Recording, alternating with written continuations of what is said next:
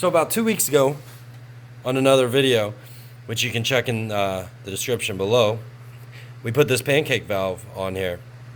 And the reason we do all that is so that you don't have to worry about things like this right here.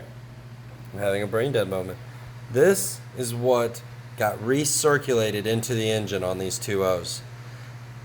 All that oil and condensation vapor just mixing. Without this pancake valve, remember before, set that down, this was getting recirculated back into here, and then all of that goes across your intake runners. So what we're going to do is today is going to take this intake off, and I'm going to show you what's in these runners.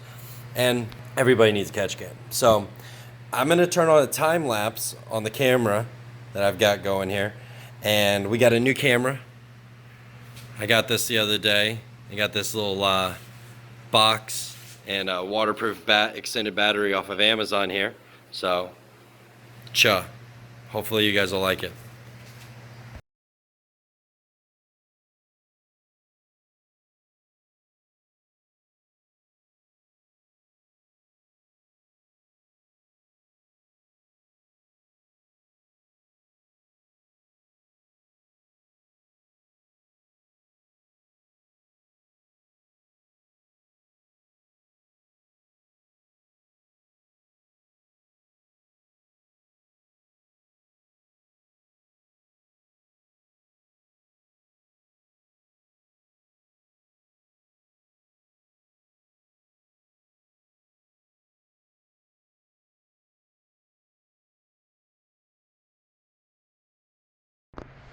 Alright, so here's the update. We had to go out to Harbor Freight and get a couple things, and we had to stop at AUTOZONE to get a couple supplies.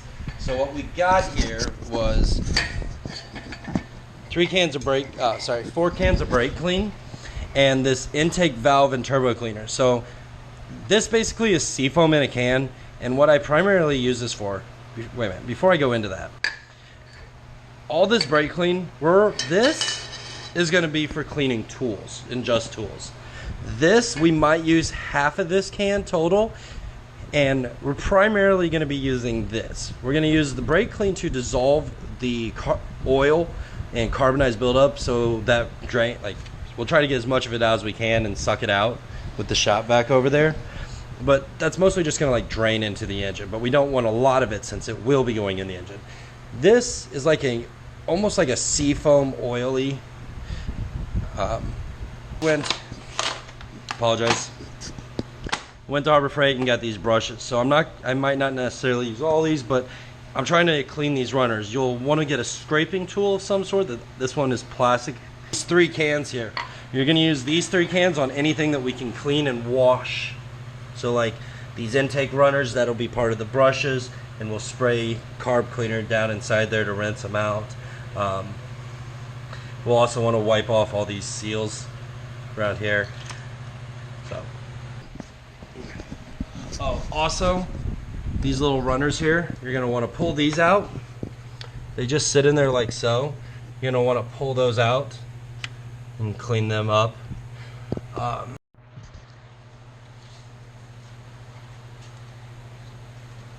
So what I like to do is just start with coating them all really.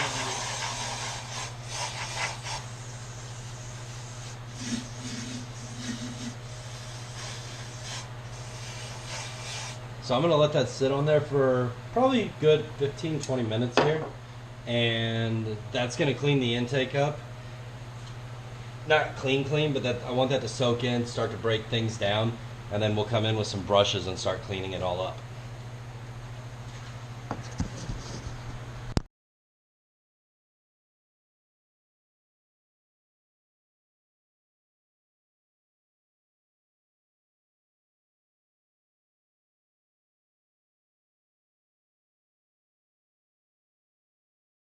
We don't got that no more, so I'm going back to my phone.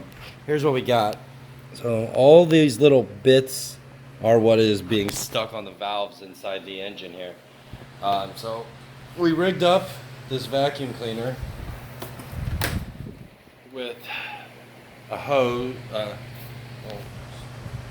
reducer and a straw from a Quick Trip cup and some electrical tape so he can suck all the crap out of there, because Corey doesn't got a not shop vac, but an air compressor, so I cannot run my airlift pump. So that's where we're at. Corey's outside cleaning away. I'm gonna go check on him, see what he's doing. Missouri's got a heat advisory warning. How you feeling? I'm good. You good? How's it coming? I think this thing's pretty good. It's not bad. It wasn't that dirty. No. Well, for the most part. Now, see, what we're doing here, Corey's cleaning the intake manifold where all of the oil was being returned back into the system. This really wouldn't have as much buildup on it as, say, the intake valves or the runners necessarily, but there will be some dirt, there'll be some grime, some just more of a moist, I guess, residue, all that crap. No. You like that?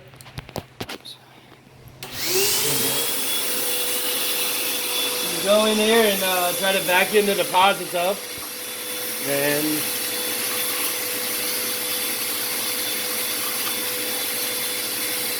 or clips at least of before and after. Oh, wait a minute. 1, 2, 3, 4. God, they look so much better. So much better. One is really bad. So we just got done cleaning the intake runners. These things go inside the engine. They slide down in there. But if you take a little of that GDI intake cleaner that I talked about earlier, spray it on there. This has got like a, it's almost like a degreaser, an oil-based degreaser of some sort in it. And it works really well to help break down, along with using a couple wire brushes. You can get these at Harbor Freight. They're cheap. Sweet. I can probably put some links in the description below for this stuff.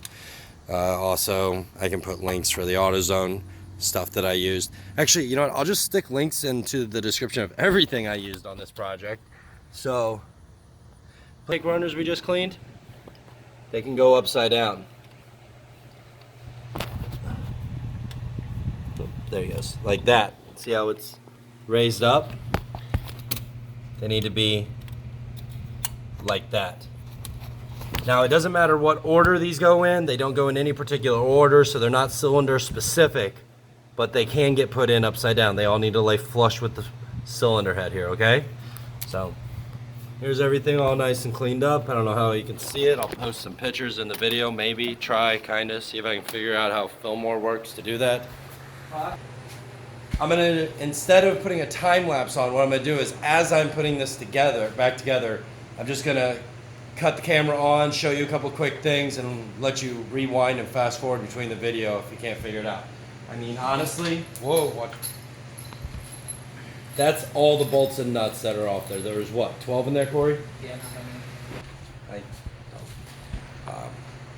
we're gonna keep doing more stuff to this. Corey and I like doing this on the weekends. It gives us a good reason to hang out. So let us know in the comments below if there's anything else you would like to see us do or recommendations. Get it tuned. Who would you have it tuned by? That's a good question. Yeah, There we go. we're looking to get it tuned. Yeah. It is a manual, so just know it'll be driven right.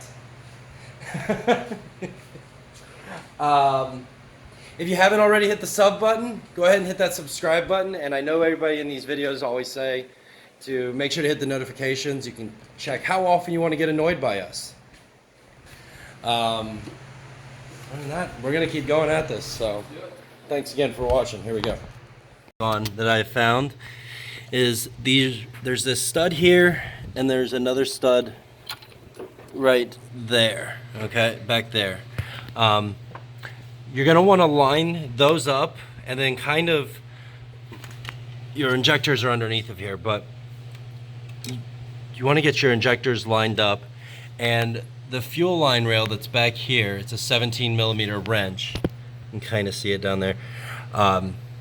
You're gonna wanna make sure that it slides down underneath of it. It moves really easy, so just know that it's there. Another day, I just remembered, we'll get into how to replace the cam follower. Now we're gonna get these bolts in down here. So this is how they go. So here's all the bolts and nuts. So this one, I'm missing one, honestly. I'll find it in a second. It's a 13 millimeter. These, this, and this. These are sensor harnesses, and these go through the intake. So what I'm gonna do is I'm gonna put these ones in first, then I'm gonna put those ones in. Yeah. This style, those go there, there, there, there. These top ones right here are these two shallow ones right there. Those are throttle body bolts. I'm an idiot. Sorry, world. And then these two over here go back on the bottom of the intake manifold underneath, down there and there. I told you I was in a... Whoops. So after you get all these bolts all tightened up and everything, there's this TPS sensor back here, right there. It's really hard to put it on. You can get it on with the intake on, but if you see this video and then go do it, remember to plug that in before you slide everything too far down and before you put the oil filter on and start the car and assemble everything else and can't figure out what the hell's going on. Make sure that's plugged in. All right, continuing on. That's probably not a TPS. That's a runner control valve something or another. Install your oil filter on installing that. The next thing you gotta do is you gotta get back underneath here and put all of your harness back together. So most of this stuff is all color coordinated. This sets back up on here. We'll just do some of this right now. So this guy goes down there like that. This one right here goes to the throttle body. This one here goes up here. No, that one doesn't. See my point, I can't do this with the phone in my hand, so. I accidentally, I didn't thought you started it. We're good. Good, all right. So you gotta put this bracket in right here. There's 2 screws.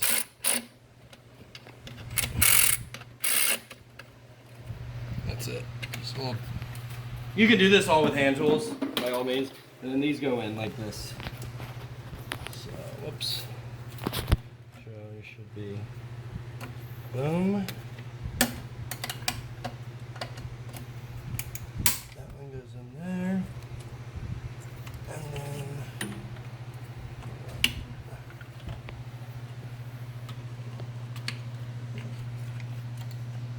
that one goes up there. And that one goes there. And then we put the throttle body in. Remember? Throttle body. Throttle body goes on like one of these ones. Oops, there's these little dowels in here. You'll see. I don't know if you can see that right there. There's one there and one down there. They go in this little hole and this hole here. Makes sense. There we go. You want to hold that for a second, Corey? 4 screws. They go in the 4 corners. So, I got it. Thank you. And just put them in. A little hand action there.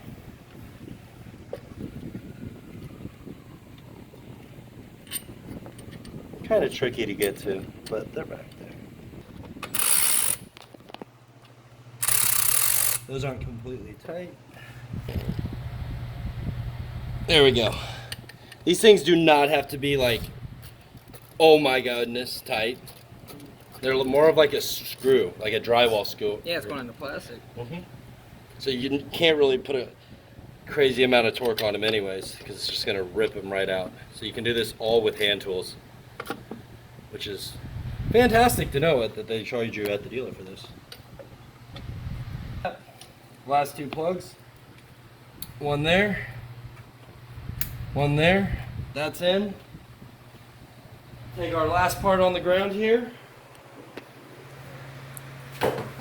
Take our last part on the ground here. Intake. The charge pipe. Small end goes down there. Like that. Tighten them up and you're done.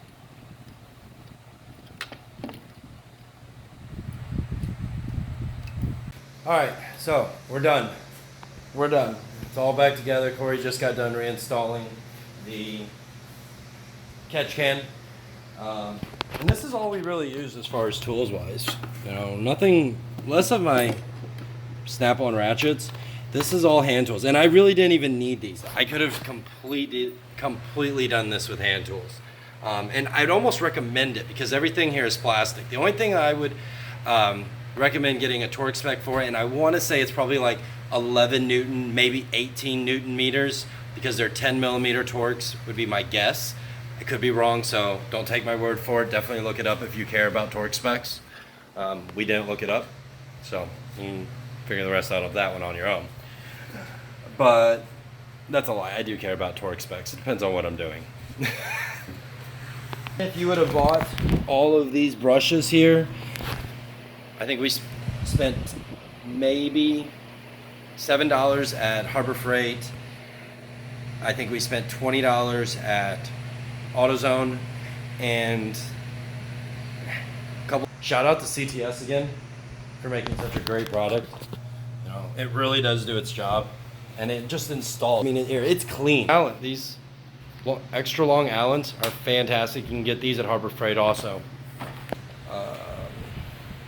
Yeah, so you could buy all the tools to do this and the next service for less than it would cost you to go to the dealer and have this done. I mean, what did we spend today? $50 most? Yeah, not yet. Yeah, I don't think we only spent like $50 today.